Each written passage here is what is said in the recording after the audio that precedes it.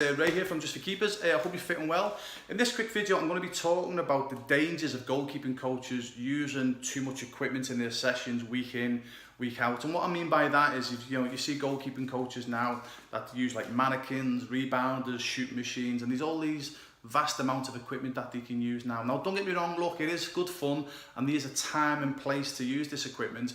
But I'm talking about when goalkeeping coaches do it every single week, they're using the equipment every single week. That can actually do more harm than good. Now, I've been coaching Just for Keepers now in 30 plus countries for nearly 20 years, and I've seen thousands of goalkeeping training sessions. And I don't mean to be rude, okay, but from my experience and observations, goalkeeping coaches that use this equipment every single week, deep down, they've not got the confidence. They know deep down that they cannot develop their students, so they use this equipment as a disguise, if that makes sense. And we know that from experience, because when we've pulled away the equipment, these guys just don't know what to do. I'm not saying that's in all the cases, okay?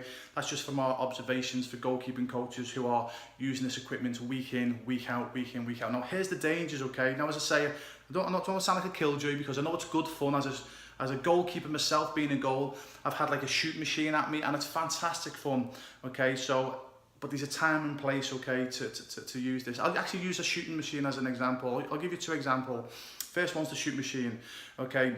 Now, the problem that you've got here, okay, is that by using a shooting machine, week in, week out, you don't get to do the most important thing as a goalkeeper when you're shot stopping, and that's reading the body language of the player.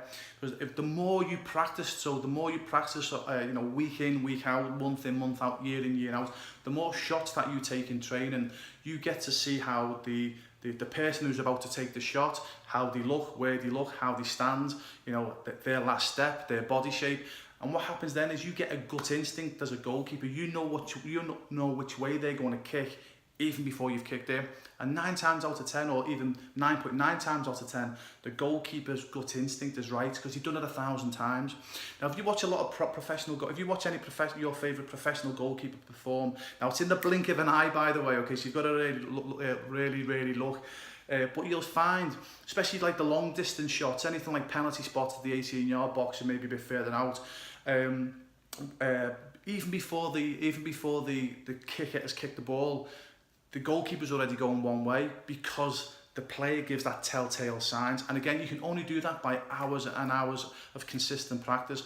With a shooting machine, it takes that away. You don't get to read the body language of the player. So it's really dangerous to be having a shoot machine week in, week out, week in, week out, because it's about reading the body language of the player, if that makes sense. So I don't want to go too technical here, okay? Yeah, I use the second one as well, the mannequins. Now, I use mannequins as well because there's a time and place to use the mannequins. It's good to use it with the little students, but you can't be using them all the time. Reason being, it's not realistic. You can't take the mannequins onto a soccer field or a football field, because in a game situation, a mannequin in a game situation, the player is going to jump into you as a goalkeeper. They're going to try and hold you back. So I'm a massive believer of making the sessions as real as possible. Now, I'm not saying elbow each other, anything like that. And thankfully, touch wood, whenever I've practiced coming for a cross in my sessions, no one's ever got injured, because I always make sure, hey, listen, make it realistic, but don't go stupid. But again, the key is, as a goalkeeping coach, you need to make it as realistic as you can for your goalkeeping students. So when they're practicing a cross, for example, they need to feel someone leaning on them. They need to feel maybe someone pulling them, because that's what happens in the game. The problem if you're using a mannequin week in and week out, week in, they don't get that experience, okay? Yeah. Now, again, I get it. I use mannequins, especially with the little ones, to help them get the confidence. Or if I've only got 1 or 2 goalkeepers in the session, I might use the mannequins. But I certainly don't do it week in, week out.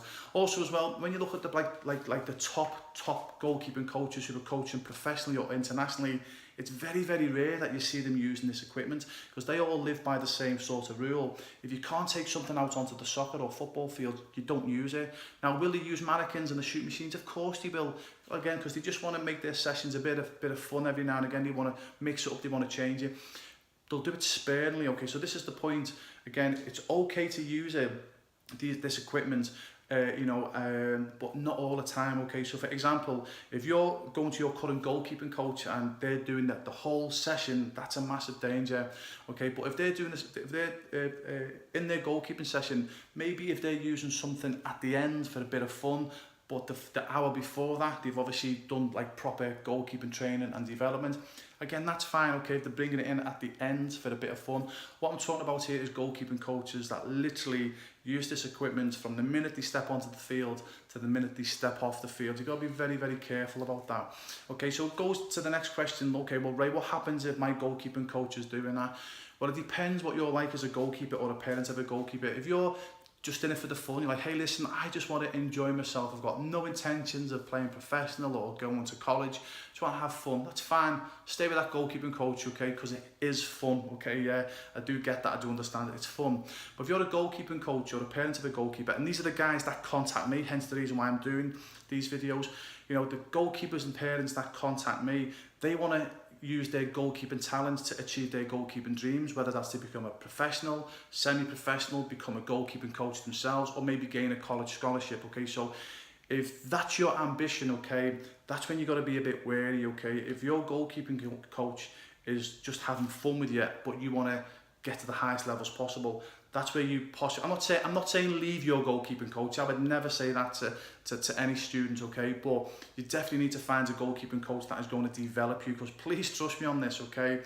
If you're looking to become professional or gain a college scholarship, when it matters, when you're 17, 18, 19 years of age, and when you're starting to compete with the best of the best, I'm being serious here. If you've been with a goalkeeping coach and just had fun, it's been great, had fun, but you've not been developed, and you're competing with goalkeepers that have been developed, you will be in for a rude awakening, seriously, okay? Because the goalkeepers that get developed will win. For the most part, not all the time, but for the most part, the goalkeepers that get developed win, okay? So, hope that tip helps. Again, hopefully I've not offended any goalkeeping coaches here, but again, I'm just here to help goalkeepers and parents of goalkeepers make sure that they get the correct goalkeeping coaching. And as I say, you have got to be very, very wary of goalkeeping coaches using this equipment all the time, because for the most part they don't really realise that they're unintentionally doing more harm than good. But hopefully this tip will help. You've just got to make sure that you're going to a goalkeeping coach. Yet that makes it fun. It's got to be fun still, and I know I keep saying there's a time and place to use this equipment. I'm not saying don't use the equipment, definitely do, but it can't be all the time, because that is very, very dangerous for the reasons I've set out in this video. Okay, so I hope this tip helped. Have a good day or good night wherever you are. All the best.